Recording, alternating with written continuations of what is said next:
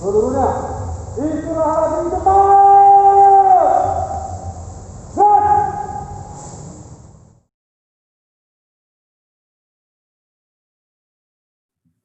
Assalamualaikum warahmatullahi wabarakatuh. Waalaikumsalam warahmatullahi wabarakatuh. Sahabat-sahabat sekalian, saya dalam kesempatan ini hanya ingin sedikit menyampaikan catatan-catatan sekaligus mengingatkan kepada kita semua.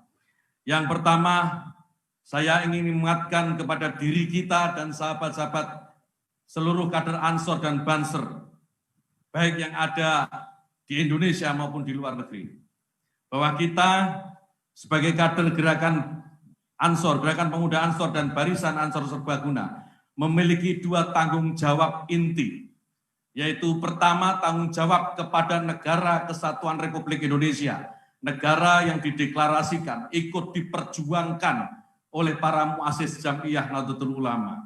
Yang kedua tanggung jawab kepada para ulama, para kiai-kiai kita. Oleh karena itu sahabat-sahabat sekalian, dalam masa pandemi ini, saya ingatkan kepada saya dan kita semua untuk kita terus menjaga kiai-kiai kita, jaga kiai-kiai kita dari terutama pandemi COVID-19 ini. Sahabat-sahabat sekalian, tidak perlu sowan dulu kepada kiai-kiai. Kita bisa ngalap barokah dari rumah. Kalau dalam situasi tertentu kita harus ketemu dengan kiai-kiai kita, hindari kontak fisik secara langsung. Dengan ini sahabat-sahabat sekalian, kita ikut menjaga kiai kita. Kita menjaga kiai kita bukan hanya dari ancaman-ancaman, ya, bukan hanya dari ancaman-ancaman yang ditimpakan kepada kiai-kiai kita, bukan hanya dari bulian-bulian yang ditujukan kepada kiai-kiai kita, tetapi kita juga memiliki kewajiban untuk menjaga kiai-kiai kita dari pandemi COVID-19 ini. Kita tahu sudah banyak kiai-kiai kita wafat, ibunya kita sudah ada beberapa yang wafat. Kita sebagai kader Nahdlatul Ulama wajib menjaga kiai-kiai kita. Sanggup sahabat-sahabat sekalian? Sanggup?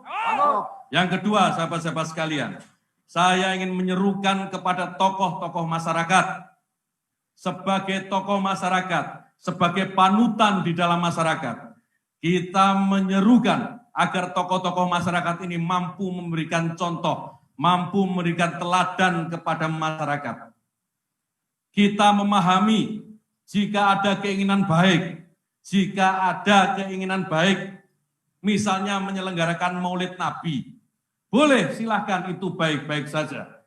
Tetapi saya ingatkan supaya keselamatan masyarakat, kesehatan masyarakat juga harus dijadikan perhatian.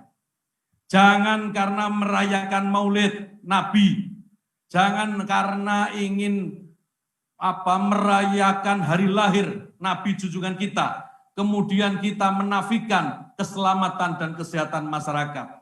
Kita minta kepada tokoh-tokoh masyarakat untuk menjadi contoh, untuk menjadi teladan. Jangan ada kumpul-kumpul seperti yang di Petamburan tempo hari. Sehingga banyak warga yang sekarang terdampak, terkena COVID-19. Itu menunjukkan bahwa tokoh-tokoh yang di sana tidak peduli dengan keselamatan masyarakatnya. Kita tidak ingin kejadian itu terulang kembali. Cukup Petamburan itu pertama dan terakhir. Tidak ada lagi pertemuan-pertemuan yang mengatasnamakan apapun, hatta atas nama merayakan hari besar keagamaan, itu membawa resiko untuk masyarakat. Yang ketiga, seruan ingin kita sampaikan kepada pemerintah, sahabat-sahabat sekalian, dalam kesempatan apel kebangsaan ini, kita minta kepada pemerintah untuk tegas menegakkan aturan, terutama dalam menegakkan aturan yang terkait dengan pandemi COVID-19 ini. Tidak boleh ada tawar-menawar. Kita tidak peduli, pemerintah ini harus tegas. Tidak peduli yang melanggar itu habaib, yang melanggar itu kiai, yang melanggar itu gubernur, yang melanggar itu wali kota, atau tokoh Ansor Banser sekalipun. Jika protokol kesehatan dilanggar, kita desak pemerintah untuk bersikap tegas, tegakkan peraturan, tegakkan hukum. Tidak usah takut, tidak usah takut. Kita desak pemerintah, tegakkan peraturan ini. Ini penting demi keselamatan seluruh warga bangsa ini. Sahabat-sahabat sekalian, yang kemudian yang harus saya juga sampaikan kepada sahabat-sahabat sekalian dan kita semua.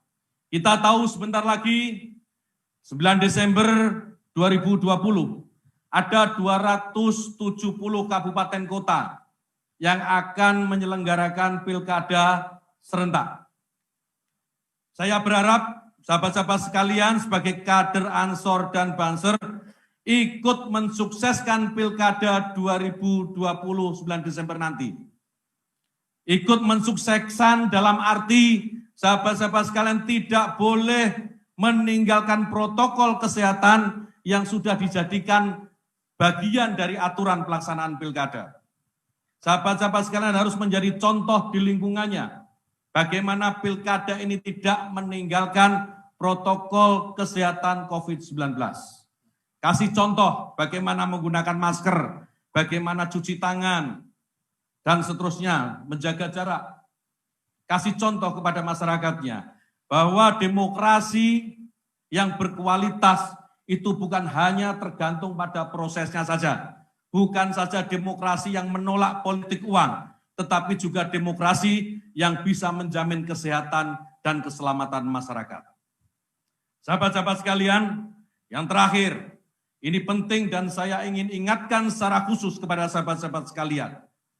Dalam merespon dinamika sosial politik yang ada di negara kita belakangan ini. Sahabat-sahabat sekalian, kita dengar, kita baca, kita tahu. Beberapa hari yang lalu, di Sigi, Sulawesi Tengah, ada satu kelompok yang mengatasnamakan Islam, membunuh, menggorok, menyembelih saudara-saudara kita yang berbeda keyakinan, mengatasnamakan agama.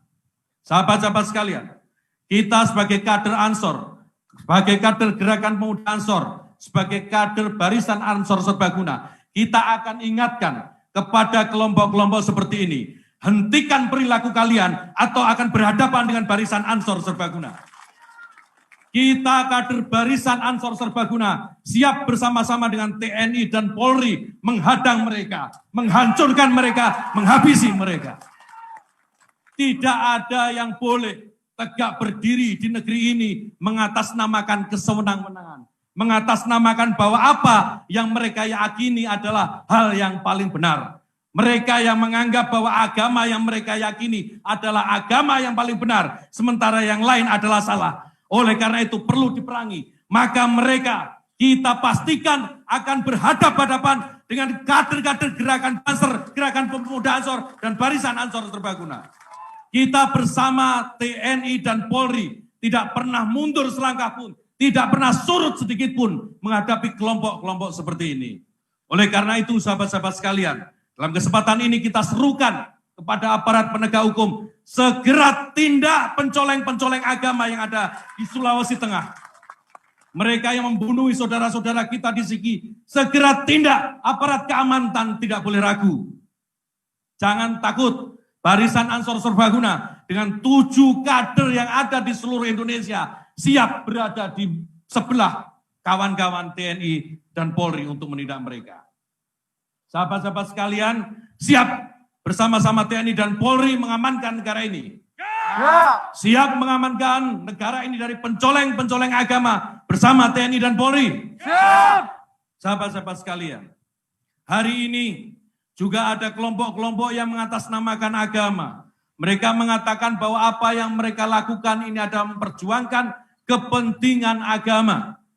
Ada yang mengatasnamakan Islam, ada tokoh yang lama pergi tiba-tiba datang ke Indonesia, pulang kembali ke Indonesia. Dan dia mengatakan sekarang dia sedang menegakkan kejayaan Islam, sedang menegakkan cita-cita Islam. Sahabat-sahabat sekalian, jangan pernah percaya dengan orang seperti ini. Jangan pernah percaya dengan orang yang mengatasnamakan perjuangannya untuk Islam.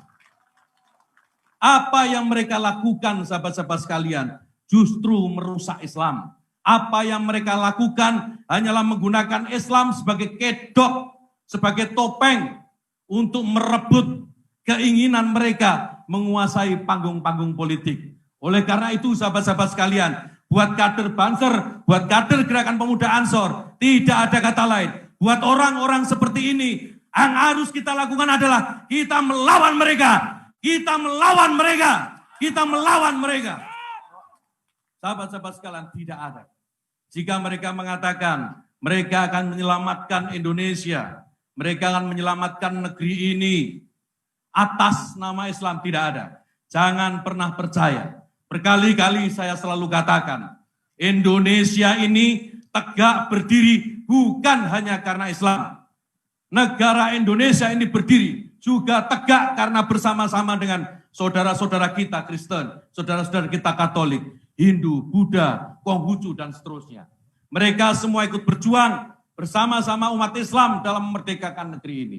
Saya selalu katakan, tidak ada Indonesia, tidak ada Islam. Tidak ada Indonesia jika tidak ada Katolik. Tidak ada Indonesia jika tidak ada Kristen, tidak ada Hindu, tidak ada Buddha, dan seterusnya.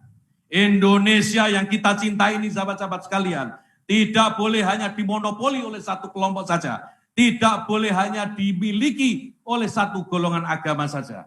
Indonesia ini milik kita bersama. Sahabat-sahabat sekalian, yang terakhir, yang ingin saya pesankan kepada kita semua, menjadi Indonesia itu menjadi manusia yang bisa meletakkan diri di dalam keberagaman.